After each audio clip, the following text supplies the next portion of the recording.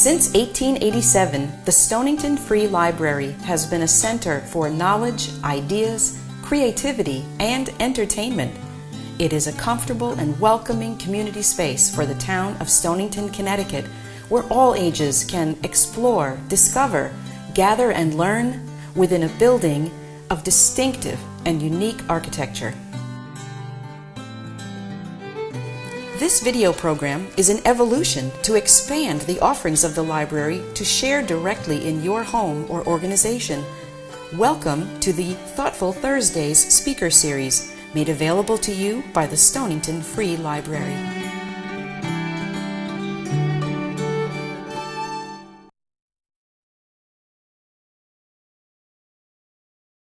Thank you all for coming this evening for this month's Stonington Free Library Thoughtful Thursday lecture.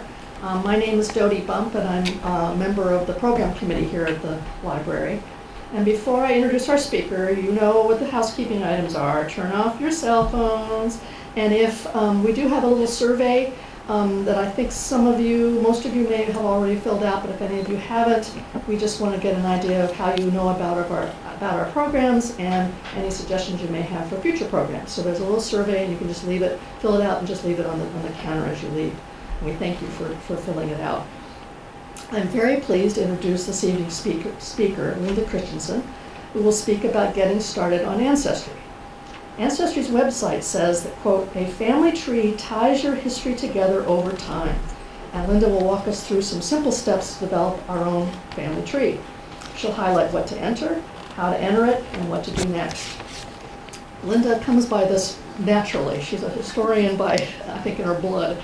She grew up in Griswold and has lived in Preston for over 35 years. She has a BS in elementary education, an MS in reading, and a 6th-year degree in curriculum and in instruction. She is currently finishing up work for a genealogy certificate through the National Institute of Genealogical Studies. She taught for 25 years in the Voluntown School System, retired and began working for the Holocaust Research Center in London. She served on the board of the Preston Library and the Preston Historical Society for many years and is currently the Preston Historian. She's working right now on digitally preserving the archived collection of the Preston Historical Society through the Connecticut League of History Organizations and their Connecticut collections. So you can see she's very much interested in genealogy and local history. At the end of the presentation, we will have time for questions, although I think Linda will talk about questions during her talk. So please join me in welcoming Linda Christensen.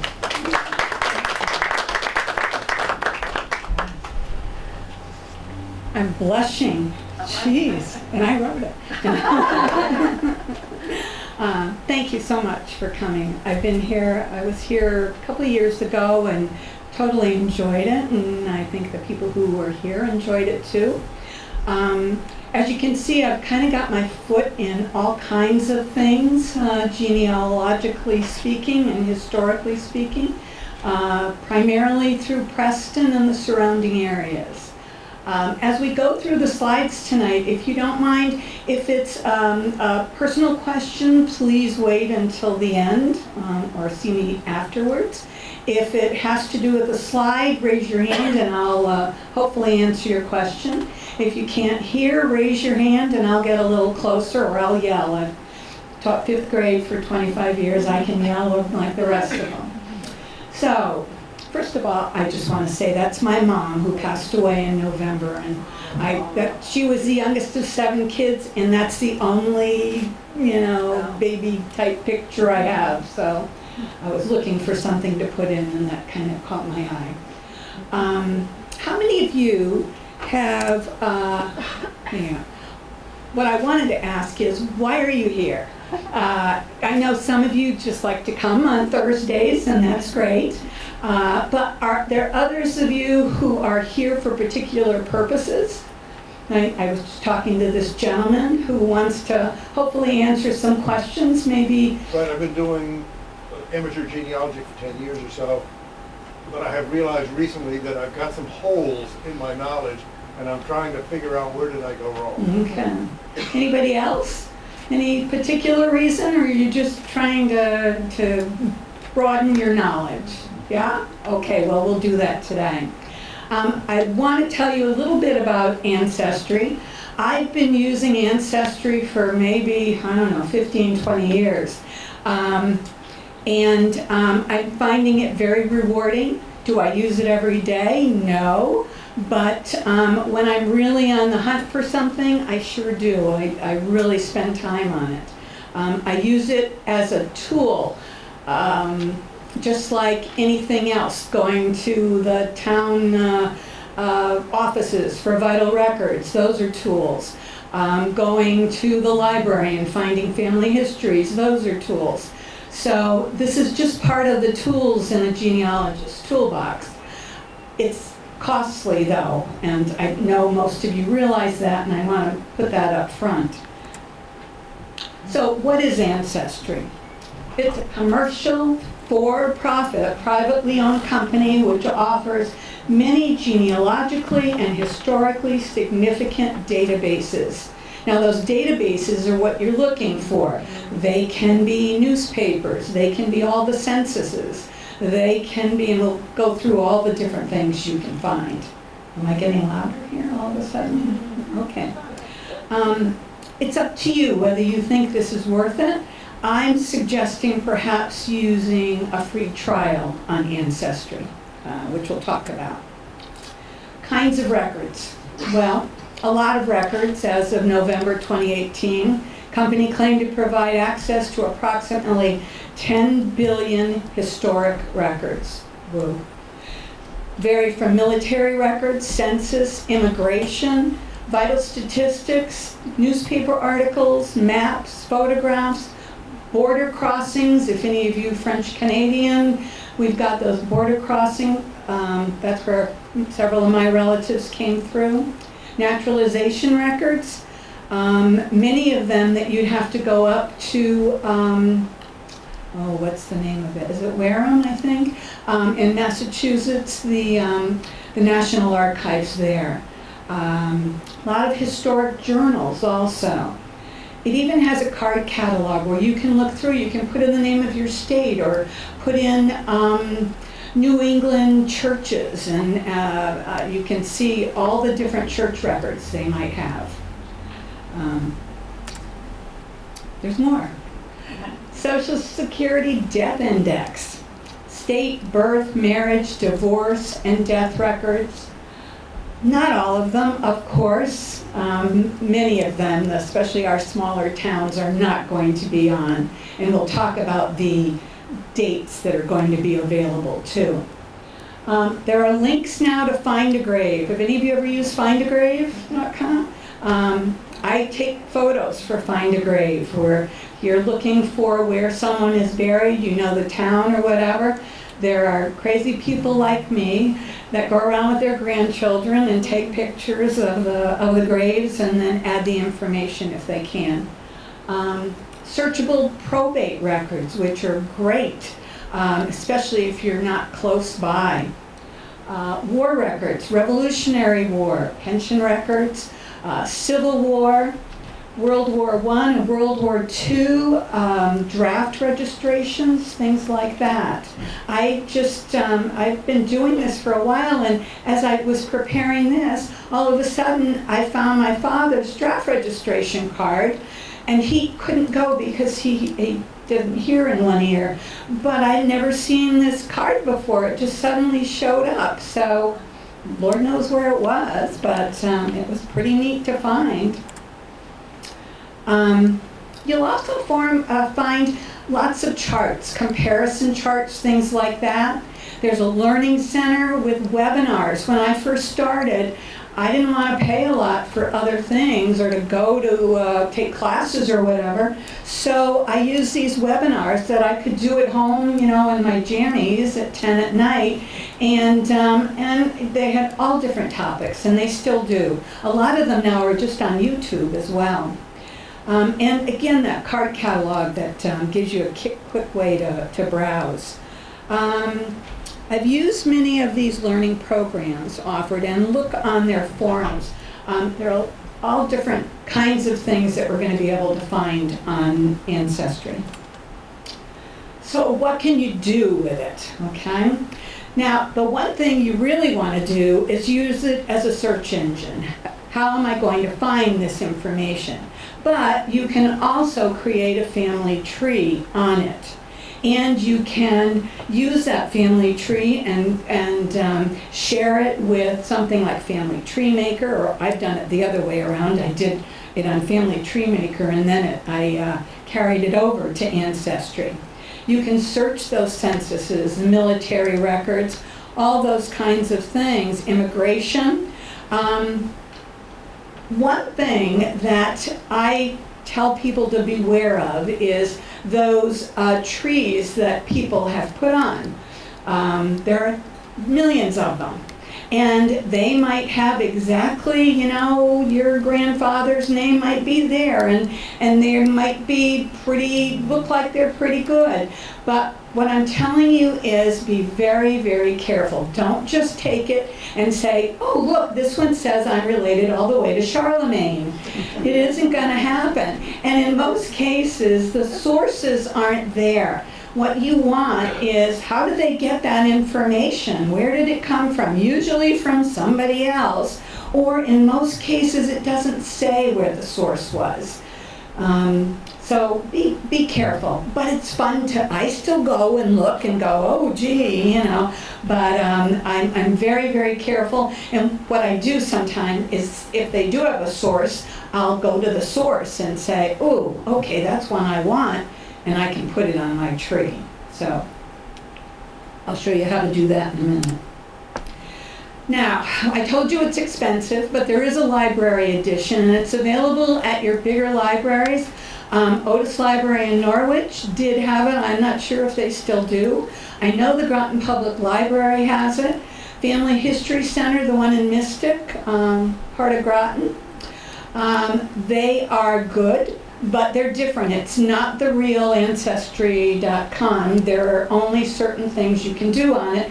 And one thing you can't do is work on a tree on it, because you don't want to put your personal information in the library there. So be careful. Yeah. Is Family History Center part of the Mystic Valley Library? No, it's not. It's on its own. It's part of the Latter-day Saints, the Mormon church there, and I can't think. I've been to it several times. It's in Mystic. You can look it up afterwards. I should have written where it was, but it's in Mystic. Family History Center. They used to be very big. They'd have microfilm that you could order and go. And now, because everything's so digitized, they've stopped doing that. But they do have a lot of information. Yeah? It's on Flanders Road. Thank you. Did you just look that up? No. Oh, you're good. Flanders Road. Thank you. You're like my grandkids. All of a sudden, somebody will, mention something, and they'll, oh, I got it, and there it is. So you could do that to find information. Yeah. Are all the Mormon records now through Ancestry? No. Oh, they're not. I heard that they were. No. It's a different situation. And the Mormon church, let's take census information. You can look in a census on the Family Search website, and it's free. And then you can look on it on Ancestry and be paying for it, but it's going to be a different photograph. It's not the same digitization. And depending, the index is going to be a little different. So it's going to be the same census, but it's going to, one filmed it one way, it might be clearer on one, and it might not be on another. So it's not going to look exactly the same. So we can talk about that. Then there's a personal subscription. By the way, I have nothing to do with Ancestry. I don't get anything for this. So, but there is a free trial that they offer for 14 days. I have the website on little slips of paper up here if anyone wants it afterwards, so don't worry about writing it down. But the free trial looks like this. You can go on, and for 14 days, of course, you have to give your credit card information for anything. And then as long as you call them, before the 14 days are up, I usually use it for a couple days and call and cancel because I'm afraid I'm going to forget and then you're going to pay. It's not cheap. I get it by the year, so it's like, and I get the World Explorer. So as you can see, like the $149 is only a 6-month membership, so it is expensive.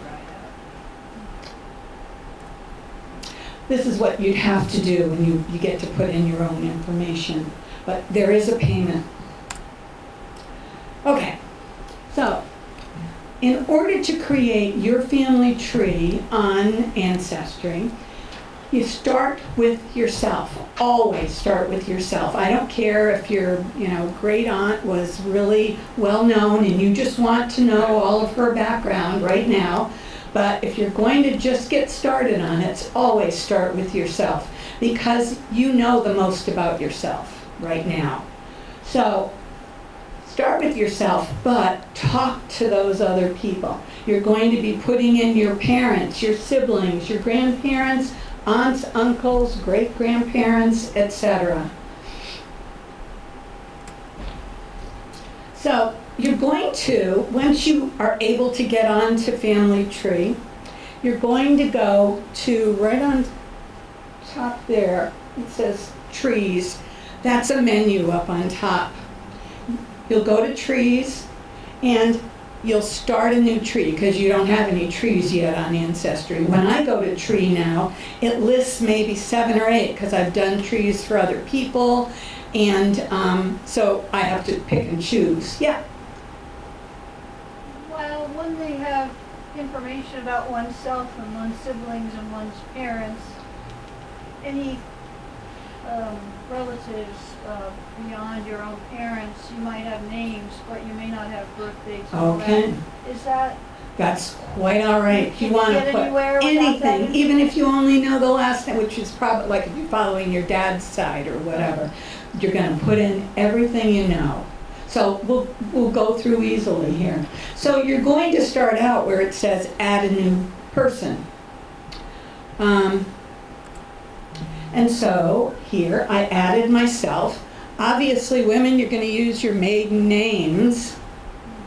Even if you've been married 5 times, use your maiden name. Gender is important. And this is the most important, the status part right over here. Let's see if I'm going to get it to work. Okay, there it is. Over here, deceased or living. Obviously, I'm living. Now, this is what's going to determine what Ancestry shows other people. If you're deceased, it will show all the information, we'll talk about that in a minute, but if you're living, it won't. So, no matter what, it will not show, it'll show your name. And actually, I don't even think it'll show your name. I think it'll just say private. So, birth date. I know this sounds silly. When you're doing genealogy, you always start with the smallest and work to the biggest. So I start with date. Month is usually 3 letters, always 3 letters.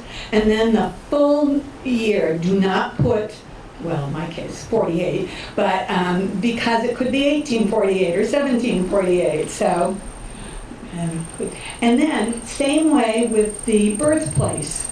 You're going to start with city, state, city, county, state, and you can go all the way and write USA as well.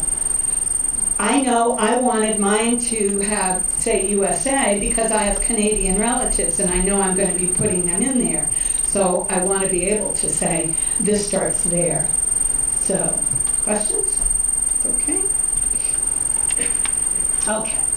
As soon as I do that and save it, it comes back here. And there I am, 1948, and that's all it's going to write there in that small spot. Okay? So I want to go on. I'm going to continue with what I know, and it's going to give me the option to add a father or mother. I'm just going to go on my dad's side right now.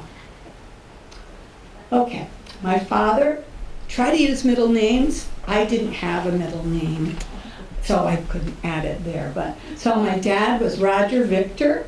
Last name, and in fact, when I went to that, it already said LaFrancois, because obviously that was my maiden name. Male, he's deceased.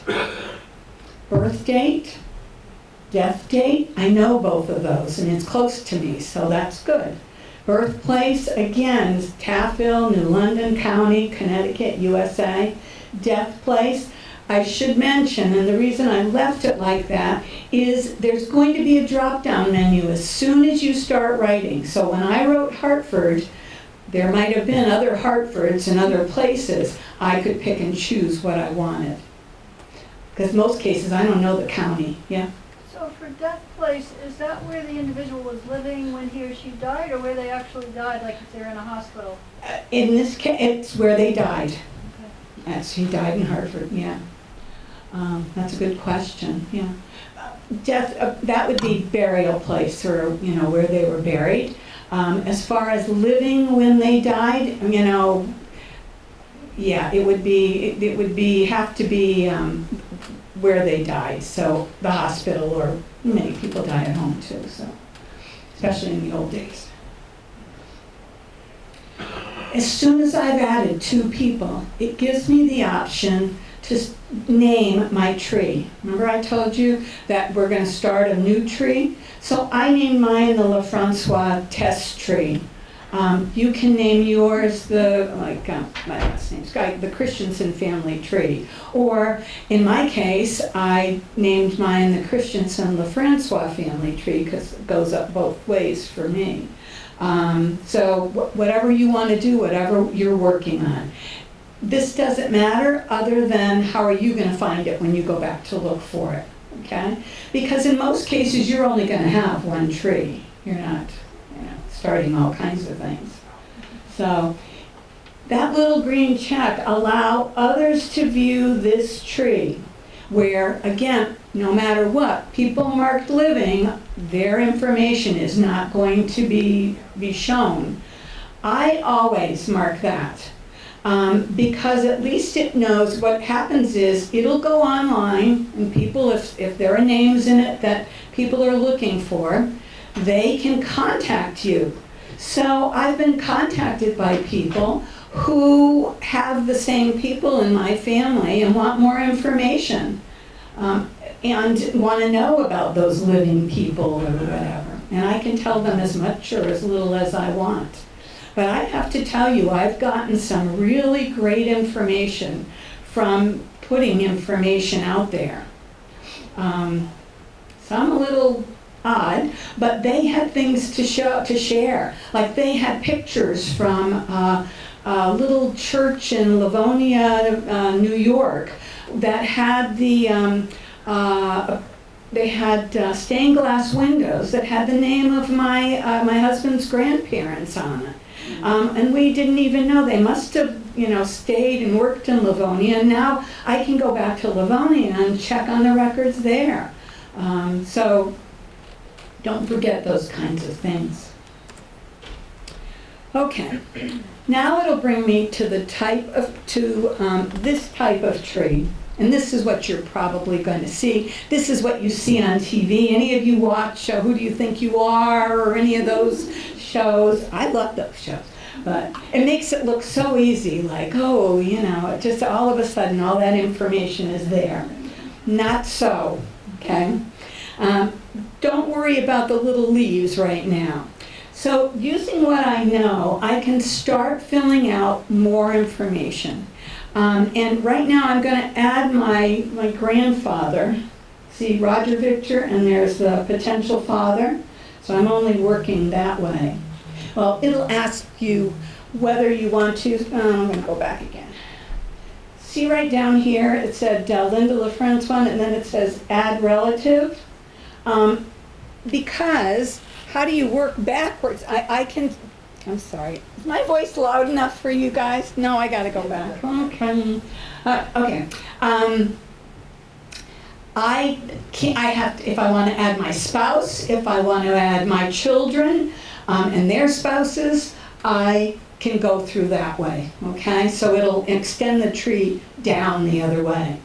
So, all right, I'm going to go back, and that's what will happen. It'll say, what do I want to add? So I'm back here, and now I'm going to add my father's father. And it gets a little more interesting. He's a male, deceased. Notice his last name is different than my father's. My father's was L.A., his is L.E. Long story. But, but I don't know his real birth date. And so I'm writing about ABT 1891. It's okay. Same way with death date. I mean, I really do, but I put it in there like that. I just put the year, 1978. So it's okay. It gets you started. There's something down there. Birthplace. I had a lot of problems when I did the pull-down menu for the birthplace. The Saint-Pont de Joliette, Quebec, Canada. There were like 6 different ones, and they had commas everywhere. Anyway, I finally found this one, and that one seemed to match what I had. And again, here's the death place. That's what the pull-down menu looked like. So now I've got my grandfather there. And again, as soon as I put somebody there, I get, it starts building a tree from there. Now I can go on and on and on, and you could really get going on a night like if you'd like. So now you're on your way. Oh, sure. Before we get too far along, once you name a tree, do you have an opportunity to go back and I think so, yeah. I'm sure. I haven't, but I'm sure you do. You could probably copy it and then give it a new name too. There are so many things that this program can do that I'm not even aware of. Yeah. If you're unsure about pieces of information about, say, the location of one of your parents' death, Yeah. and then you later find out exactly where, you can go back, I assume, and update that. Definitely. Or you can put New York or something like that if you're close. I know that on one of them, my husband's relatives, someone was born on a farm, and the information that I have is that he was born on Bullock's Farm in Wayne County, New York. Not a city. And there are a lot of cities in Wayne County, but I was able to, you can write in there whatever you want, whether it's a pull-down menu or not. So even if it's just something for you to remember by, so when you go to, Wayne County, New York, you can look around and see if anybody knows where Bullock's Farm is or whatever. So it's really again, this is your tool also.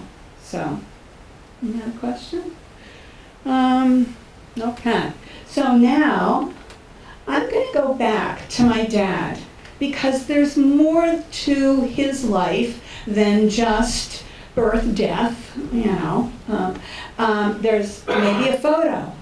I can put photos on here. I can put all kinds of photos. I can do a portrait of him, which I'll do. I can do tombstones.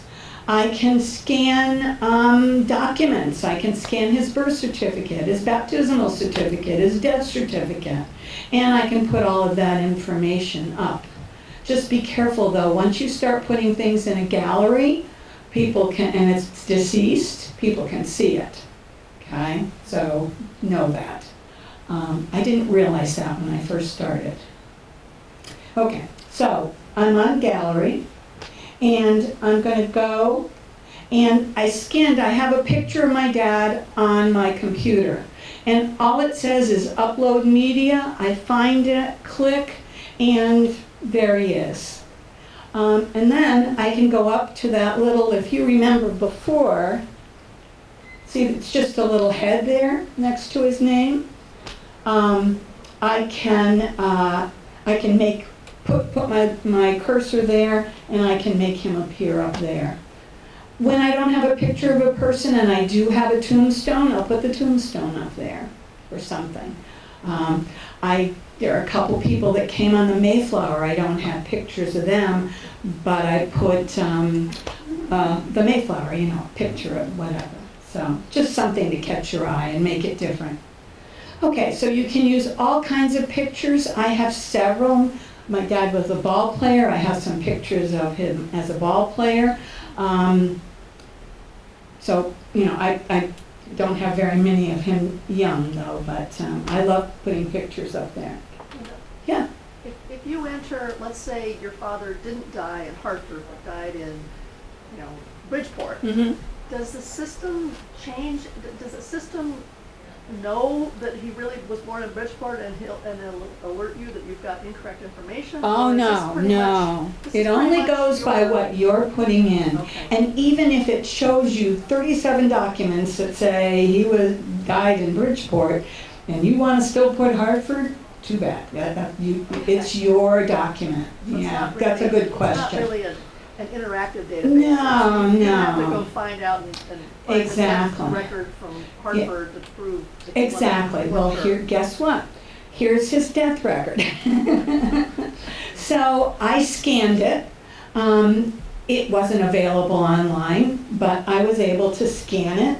And notice on the right-hand side, as soon as I scan a document and put it in, the same way I did the picture, I can add that information. What is it? A certificate of death. And what happens is, it comes back to, this is a home view for Roger Victor LaFrancois. And notice what it does. Because I'm already there and I'm listed as a daughter, there's a birth of daughter, Linda LaFrancois. Because we put in his father, it shows a death, so there's a lovely timeline that comes over here. And then it shows his death. And it's linked to the, how do I know that? The certificate of death. Those are the sources that you're going to work with. Yeah. Yeah, when you put in that, you scanned in the death certificate. Yeah. Say somebody else that's related to your father is doing a search and can't find, you said you couldn't find it. Would they be able to find your death certificate? Yes. So Yeah. it's somehow linked in? Exactly. They'll find that source. And then that would be that would then become part of the whole database? Exactly. Okay, Of thank you. theirs if they wanted to. Yeah. So this is just an interesting thing. The death certificate said November 15th, Mm-hmm. and you have on there November 14th. Because that was the date. Oh, does it? Oh, then it must be my mistake. Oh, no, though. but Yeah, I yeah. wondered if it doesn't say No, these two are no. not correlated. Yeah, it should be, I think that's when it registered. They registered it November 15th. That's when the document, that's right. I remember looking at that thinking, ooh, what should I put? But I put the 15th because that's when the document went through. Good point. But it did say on it, the date of death was November 14th. Yeah. Also notice, I'm coming over here, sorry. Here's where it says the source.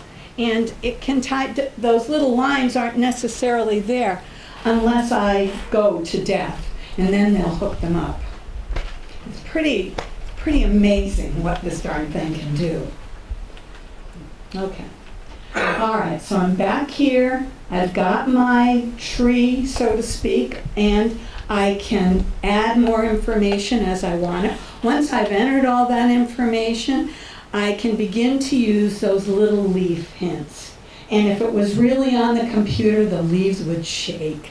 So it's really exciting. But notice that the people I've put on have leaves. Now that means that they are hints that are on Ancestry, that they think, or the computer thinks or whatever, you might be interested in, and that might be linked to that particular individual, okay? So that's that's really one of the high points, I think, of Ancestry, that they do some work for you, a lot of work for you, actually.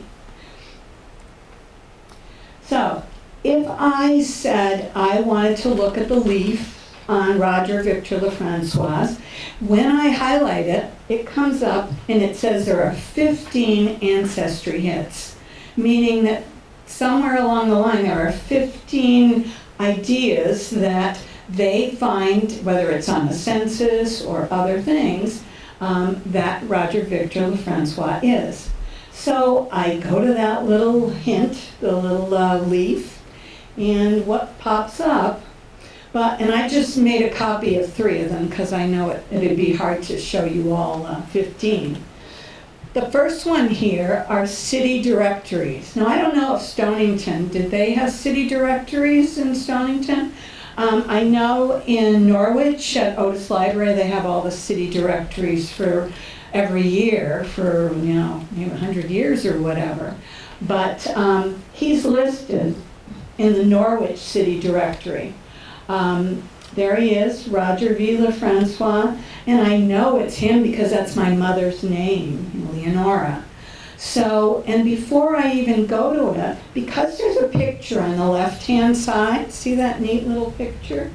I can go to that and open it, and look, this is what the page they're on, and there's Roger V. and Leonora J., professional ball player. R means he's renting. They live at 24 Norwich Avenue, Taffel. They're great if, Preston unfortunately didn't have city directories, but larger cities did. So great source. One thing I noticed here though, and being a genealogist and because you're curious too, is if I look around, LaFrancois, there's another LaFrancois there, Gabriel. And maybe I don't know who Gabriel is. Turns out it's my father's brother. But he lived in Taffel also. And he has a home, H, and he lives at 7 South 2D 2nd Avenue, Taffel. So, gives me something else to look at. That's another clue. Those clues are there. I love stuff like this, especially the city directories. So use them. Okay, so I come back to this. I've already looked at it, but I want to add this information to my tree. So what I do is, if you look over on the right-hand side, review or ignore. Now, if I really knew this wasn't my dad, I'd just hit ignore and the thing would go away. But I'm going to hit review, and what's going to happen is it's going to come out with all the information that was there. There's not always a great view. That's my dad, by the way. Handsome gentleman, isn't it? But they'll go through, a lot of times it might be difficult to see, or you may not be able to, they may not have a picture, but they have the information that's there. And again, they ask me, does this Roger V. LaFrancois on this record match the person in your tree? And I'm going to go, yes, of course. And what's going to happen is it's going to give me a comparison. My tree that I have so far is on the right, and the information that's in that particular document is on the left. So it'll say Roger V. LaFrancois. It says different only because it has a V instead of the Victor. That's not a problem. But residence in 1952, I don't have that information, so I'm going to click on both of those, and that information will now be added, as well as the media, as well as that picture will be kept on my Ancestry site. Now, I could also go down and click on my mom and click on that information, but I haven't put her in yet. But you can do that. If it had 5 children, you could go down and click them all on. They'd all be added to your site. Is there some reason you're not adding your mother yet? No, just because it'd be, I don't want it, I'd be here until noon, tomorrow. So back to that home page again, and there it is, the U.S. City Directory. And if I clicked residence, it would connect to that U.S. City Directory. But now it fills in that timeline right to where it is, 1952. Now, if I could keep adding facts if I wanted. Let's see if I go. I'll wait. I'm going to go back a second. I could keep using that facts up here. I can go down to add, and I can add children, I can add occupation, I can add any information I want to add. Whether I have a source or not, I can just keep adding it. But the best thing to do is wait till you have a source so you can put that information in. By the way, when you do something like we just did with the city directory, it automatically takes the source information and keeps it for you, so you don't have to worry about where did that come from. So it knows that it came from the 1952 Norwich city directory and where to find it also. Okay, so the other two hints that we looked at were census records, and let's talk a little bit about the census. For the US, UK, and Canadian research, census records are an excellent foundation. They're my go-to. I usually start because it's a picture in time. It's like I can see that family as the census taker came to the house and got all that information. Now, they're taken in all of those three countries every 10 years. But in the US, they were taken 1790. And anybody know why I have 1940 there? Nobody? That's the last one that's available for you to look at. In the United States, there's a 72-year privacy law. So we won't be able to see the 1950 census until 2022, which is interesting. I can't wait. Because I'm in it. But what's so great is my parents are in the 1930 and the 1940 census. So, United States every 10 years, starting in 1790. Now, 1890, there was a huge fire. Federal government, almost all of the 1890 censuses were lost. There are a few bits and pieces, but that's about it. And of course, that's such a biggie because a lot of us had immigrants, families coming over at that time. So it's a huge loss, but not much we can do about it. In the United Kingdom, they also take a census every 10 years, but theirs is on the ones, where ours is on the zeros. Theirs is on the ones. So starting in 1841 and going to 1911, and also they have a 100-year privacy law. So, which is why the last one there is 1911. So yeah, that's a toughie. And then there's the Canadian. Now theirs primarily are, again, every 10 years. And the most recent is 1921. They started in 1825. They have a couple of odd years thrown in, 1825, 1842, I think, and then they become consistent on the ones following that. Now, their censuses are a really great way to get started. However, you can see here that the ending years, look at it, all of them. Oh, I was going to say, 90 years in Canada. That's what their privacy rules are. So, as you can see, this isn't, if you just want to look for your parent, in many cases, unless they're alive or whatever, you're not going to get that information. So what you want to do is ask people a lot of questions now, so at least maybe you know where they were. Were they in Ohio? Were they in Michigan? Yeah. So at least it gives you a chance to know what part of the United States they were in. Censuses are great. Other records available on Ancestry. Vital records, birth, marriage, death, not all of them.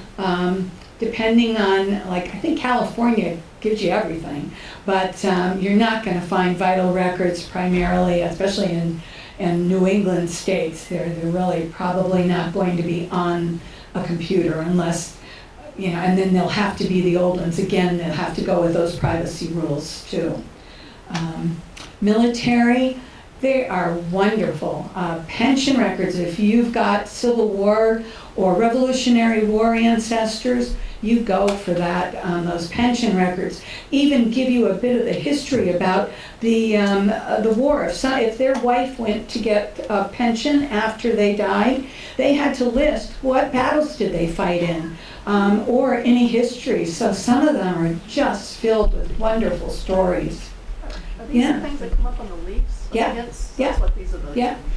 Yep, but we're gonna talk about another way to look for things, because not everything comes up on the little leaves. So also newspapers, especially New York Times, Detroit, whatever the Detroit is, but the larger newspapers. But little by little, they're adding more newspapers. Now, I need to tell you that for military and newspapers, sometimes on Ancestry, unless you have the more important or the more expensive things, it's going to say, oh, do you want to join this to find that information? But again, try the free trial if you want. Probates and wills. I am amazed sometimes at what is on Ancestry. The whole will. I mean, it can be 5 pages. It can have a list of everything that was in that person's house, which, just kind of blows you away with, how'd you like to list everything in your house now? Wow. How many quilts, how many pillowcases. It's pretty amazing. Yeah. Okay, now in order to find, like let's say we went through all of the hints that Ancestry gave me, those little green leaves, and I still want to find more information. I can use that search in the upper right-hand corner up here. There's a little magnifying glass that says search, and what will happen is it will take me to a page like this, with all the different categories available. These are all the different things that Ancestry can, and notice I don't have a whole lot of information there. If you look at the filters on the left-hand side, I have LaFrancois as really the biggest thing that I want to make sure is on there. But these are all available. Now, do you think that my father is listed in Canada's voters list 79 times or whatever? Probably not. I'm sure he isn't. But the name LaFrancois probably came up because all of his relatives came from Canada. I'm not saying they're all related. Same thing. He's never been to London, England. I'm not going to look at those kinds of things. But I've already got the census. Birth, marriage, and death, U.S. Social Security applications. Aha, maybe I'll find him there if that wasn't listed in one of the hints. Look it down. Birth, marriage, death. 1, 2, 3, 4, 5. Fifth one down. It says Quebec, Canada, vital and church records. Wow. If you can get into the Canadian records, those Druin records, if you're Canadian relatives, and you also have to read French, but you can find the information, and I found some wonderful things, and luckily I have some relatives who still speak some French, so they were able to translate for me, but some things that went a long way back. Military. I knew my dad wasn't a veteran, but I can go down and maybe look at those draft cards. They still had to fill out the draft cards, even though they, he did it on his 18th birthday. Immigration, naturalization records. If you've got one that you're looking for, that they came over at a certain time or whatever, and don't forget those names are going to look a little different, so be prepared to be creative on how you spell those names and how they might have sounded, etc. But those naturalization papers can be wonderful in that they finally give the name of the place they came from. Not just the ship, wherever they caught the ship. Where did they come from? Yeah. Does the system system tap into the records at Ellis Island? It does, definitely, yeah. But those immigration records are kept at the National Archives, whether in Washington or if they came here and registered for their immigration records, naturalization and declaration papers. If they did it here in New England, everything's in Waltham. It is Waltham, yeah. Lots of things, other things to check on. So again, you could be very, very busy here. And again, with these, you're not going to find them right away, if at all. Okay. One of the things I want to mention, and one thing that Ancestry has really been involved in lately, is DNA. And I'm sure many of you have heard of cases where they've caught people because of the DNA testing. Has anybody here had their DNA tested? Excellent. Yeah. Through Ancestry or 23andMe or where? Heritage. Say it again? Heritage. Oh, Heritage. Of course, I forgot about them. How about you? Ancestry. Ancestry, yeah. I liked doing it through Ancestry because it came right into my program, okay? So I did Ancestry, and my mom did 23andMe because I had another cousin, and he was doing 23andMe, and he paid for it. So, but we were all able to, put them together. It's pretty interesting. Now, Ancestry, if you're looking at DNA, and it's really miraculous what they can do nowadays. But Ancestry's DNA results are primarily genealogical. They're to get you connected. Where are you from? In fact, I'll go to the next page. And this is my DNA result. They give you the listing of percentages on the side. As you can see, my mother was Polish. I'm 52% Eastern European. And France, my father was French Canadian, so most of that came through France. And then they'll start circling things. Now, I have to say that I did mine maybe 10 years ago, and it was huge. I mean, it wasn't as specific, and this may not look specific to you, but it's much more specific than it was as far as bringing things down. The other thing they do is, because I had people that came over to French Canada, they started, and I didn't there was another map over here, but they'll tie you into those French settlements that were there, which is interesting. And when you do the DNA, that's not in there. They found that there were people with the same DNA markers as I had that had come and settled in that area. Now, here's a good question, because if my brother had the same test done, or my sister, is it going to look exactly the same? No, it's not, because it's going to look pretty much the same. I mean, it's not going to be totally lopsided, but depending on how those genes, that's why you all don't look alike. It's the same way genetically, and that's the ethnic backgrounds. It comes the same way, so it'll be off a little bit. But it's really quite fascinating. I've been to a couple genealogy conferences, and every time I go, there are more and more workshops on DNA. It's the wave of the future, so I'd much rather do my book stuff. Yeah. You said that genealogy is the Ancestry, yeah. 23andMe is more, it is genealogical, but it's also health related. Health, yeah. So you want to know. And, yeah, exactly. And, do you want to get into that type of thing? Actually, I'm taking... also give you the where you're from? And the mic. Yeah, sure, it will. But Ancestry is really noted for this, and that's what they really don't mess with the medical part of things now. Yeah, the 23andMe you can buy, and now, Ancestry now, they come through and they want to do traits. So, are you right-handed or left-handed? They want to know stuff like that there were odd questions, yeah.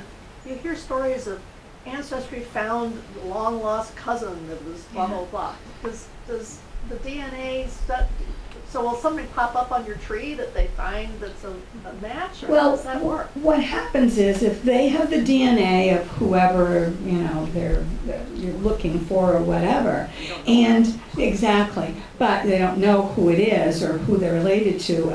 There's a show on TV where they find, the adopted mother, whatever.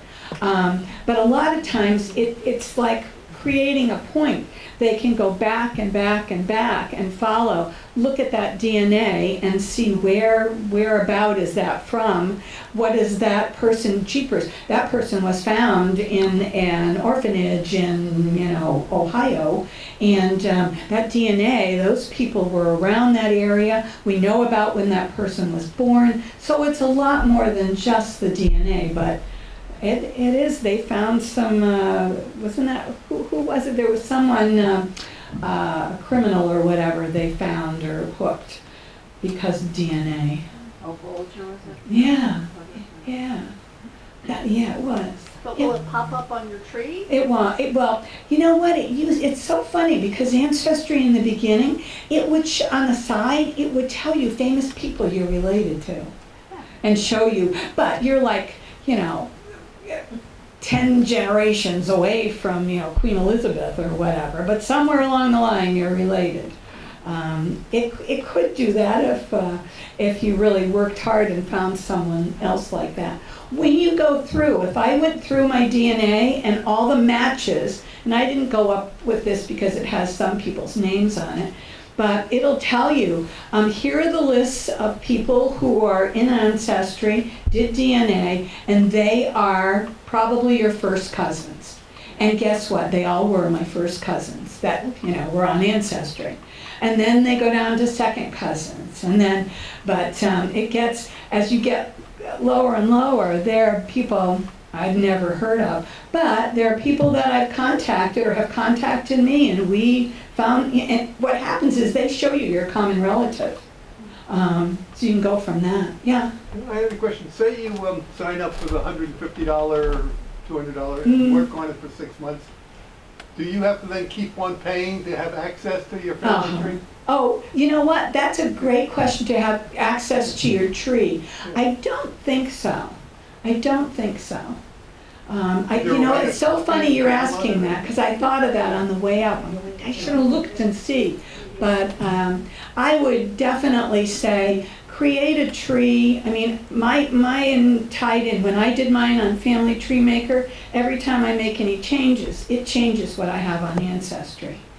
So they synchronize themselves. Well, can you download it or print it out? Oh yeah, So definitely. you can make a hard Yeah, copy. definitely. And they'll help you do that. They'll help you make books and whatever, for a price, of course. So these are a couple of resources. I do have, just so in case someone has to leave, but I do have my cards up here. If you want a copy of the PowerPoint with any of that information to walk you through something, just send me an email and I'll send it to you. But it was easier than doing all kinds of paperwork for you today. Yeah, so thank you. But more questions, please, if you have any.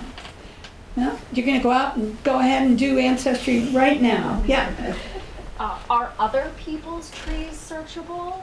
Oh, well, yeah, that's what, it'll come up and it'll say Ancestry member trees. And you'll see, 500 trees there. And they're usually the ones that are closest to yours will be, on the top.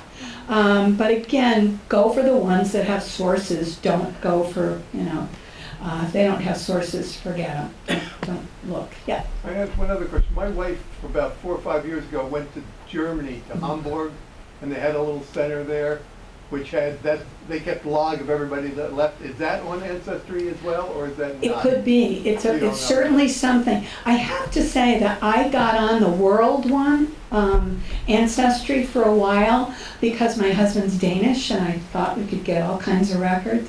I didn't at that time. I presume they're going to keep trying to get as much as they can, but at that time I couldn't. So I'd really stick to World Explain, you know, the middle one or whatever. Question? Please email me if you have a question.